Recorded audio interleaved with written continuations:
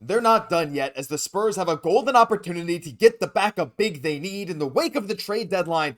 Multiple bigs, including Daniel Theis and the Clippers' Mo Bamba, have entered the buyout market, and with a roster spot being opened up from the Patrick Baldwin waiving, the Spurs have a perfect chance to get the backup center they want for free. We have to dive into exactly what the buyout market looks like with these guys, what stats they're putting up, and how they could impact the Spurs. All that coming up on this episode of Spurs Digest. Let's just dive right into it. And I want to start by just the Paul Garcia tweet indicating that the Spurs will have an open roster spot. Now, I made a video on Patrick Baldwin earlier. I figured he was going to get waived, like I said in the video.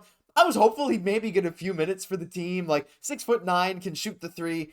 It wasn't meant to be. And like someone pointed out in the comments, like, you get traded with cash, you're probably getting waived because the cash is the incentive for the team to take your contract. Look, it is what it is. He's gone. Once the deal is completed, he's expected to be waived, and I believe the waiving has been made official. But yeah, Patrick Baldwin, unfortunately, not a Spur. Or fortunately, depending on how you look at it, because I think this actually is very fortunate. And here's why.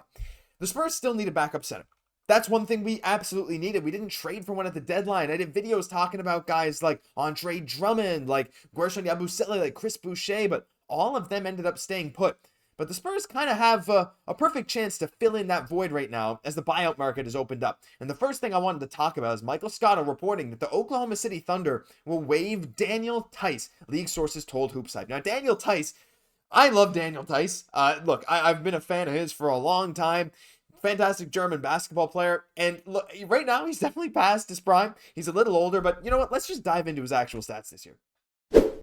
So as you can see, there's nothing that jumps off the page. 4.3 points, 4.3 rebounds, 1.6 assists, half a block, half a steal, and honestly, in his limited minutes, that's not too bad. Field goal percentage, 47%. He likes to take some jumpers, even though he's quite a good dunker, and definitely was a very good dunker in his younger days.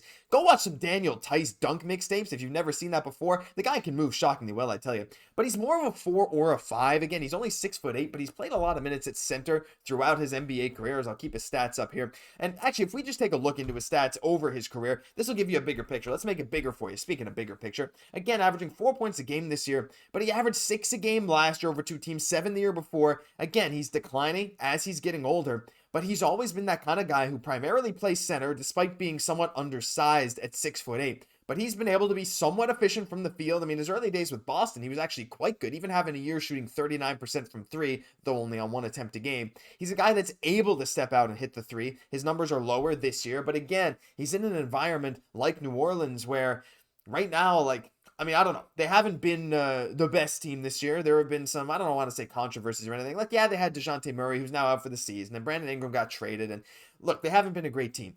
But I think him coming to San Antonio allows him to have that perfect backup center fit. Now, is he better than Zach Collins?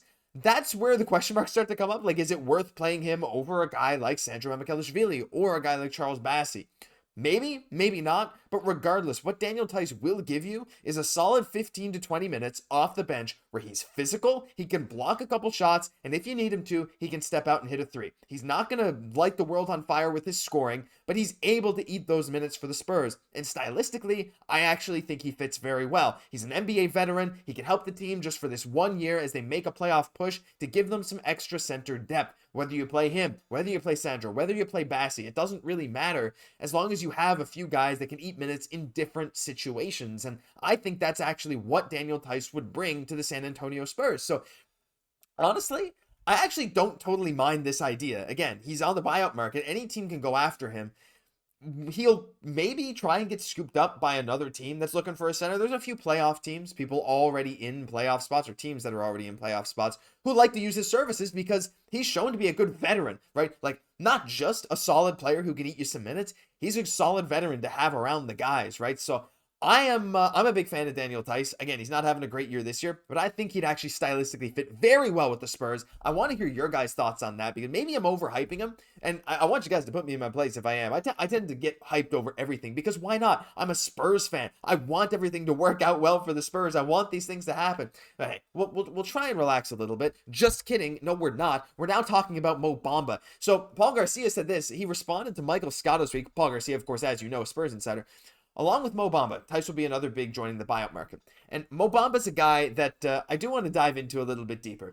Because Mo Bamba, you know, this year is also not amazing. He's averaging very similar. I'll put him on this side. Very similar numbers to Theis in a lot of ways. But the thing is, in similar minutes per game, Mo Bamba's putting up double the blocks of Theis. And again, Mo Bamba's 7 feet tall. He's averaging just under 5 points, 4.5 boards, 1 block per game. His percentages are down though. But the thing with Mo Bamba is just this past 1 year is not necessarily a true sample of what he brings. Now, again, I'm not saying he's some game-changing big, but my gosh, does the thought of him behind Victor Wembanyama ever seem scary to opponents? Mo Bamba can protect the rim. The rim. Mo Bamba can protect the rim. The rim. He can protect the rim. He averages a block a game, and over his career, he's been very good at blocking shots. 1.4, 1.4, 1.3, 1.7, 0.9, 1.1. He's always averaging over a block a game, except for 22-23, which was a rough year for him. Again, he's playing a career low in minutes per game this year out in Los Angeles for the Clippers. He's not really able to find the floor a whole lot. But in a place like San Antonio, where you're backing up a guy like Victor Wembanyama, now that you have Fox on the perimeter, you have a lot of guys who can, cover a little bit for Mo Bamba's weaknesses. Not that LA couldn't.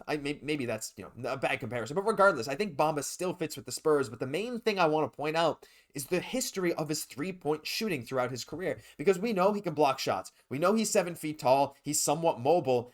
But last year, again, on only 1.1 attempt a game, he shot 39% from 3. The year before, on 2.5 attempts, 39% from 3. The year before, on 4 attempts, 38% from 3. This dude has been a league average to slightly above league average three-point shooter as a 7-foot center who can block shots. What better fit is there to replace a guy like Zach Collins behind Victor Wembanyama than Mo Bamba, a guy who's a much better defender overall and rim protector than Zach Collins was, who's shooting better from 3 over the past number of years than Zach Collins did, though on a slightly lower volume, right?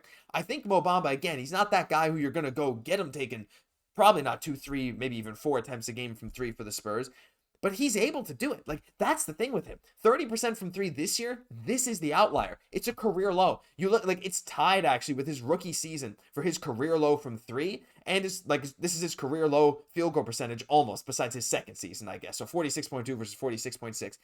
I think in the right situation here with the Spurs, with all of the great players that the Spurs have right now, with De'Aaron Fox and Victor Wembanyama on the team, and even the bench unit being able to open up some slots for him, like he'll be playing almost certainly with either De'Aaron Fox or Chris Paul, and a lot of the time he's on the floor, or Stephon Castle, or Devin Vassell. He's gonna always have a great guard there to pair with, whether it's in the pick and roll, or, these guards on perimeter defense, sending their players towards Mo Bamba at the rim. I don't know. I think it fits. I think both these guys fit stylistically. I personally maybe lean a bit towards Mo Bamba, and while I don't think Clippers fans are totally in love with him either, I think the idea of Mo Bamba is always a lot better than what you actually get with Mo Bamba. But he's only a few years removed from that, 10.8 rebound season where he was shooting fantastically from 3. He's still not like a bad player, and in the right situation, I think he could thrive. Am I saying San Antonio is going to solve all his problems? No. Is the idea of him better than what he would actually bring to the Spurs? Yeah, probably. But again, the idea that you can get either Bamba or Theis for free, essentially, on the buyout market to bolster your roster now that you've opened up a spot is great to me. The Spurs might not even have to give up an asset to get the backup center they need. And hey, it's serviceable just for now, and you can always go look for a better backup center this offseason. You can maybe draft one. Who knows what's going to happen? There's a lot of options, but I don't think Brian Wright is done yet. I think he is going to be active on the buyout market. He must know something where there's probably a reason he didn't go get a backup center, because I'd say the asking prices were very, very high. And hey, when you can get like a reasonable backup center who can, complement your other 2 that you already have for free, I think that's a pretty good deal. But let me know what you think down below, because that'll do it for this episode of Spurs Digest. If you enjoyed, leave a like, comment, and subscribe to the channel, guys. We're almost at 5,000 subs. Maybe we've passed it by the time you're watching it, though I don't think we have. So if you made it this far in the video, come on, hit the button down below. I think we've earned it. I'm Josh Gosse. I'll catch you in the next one.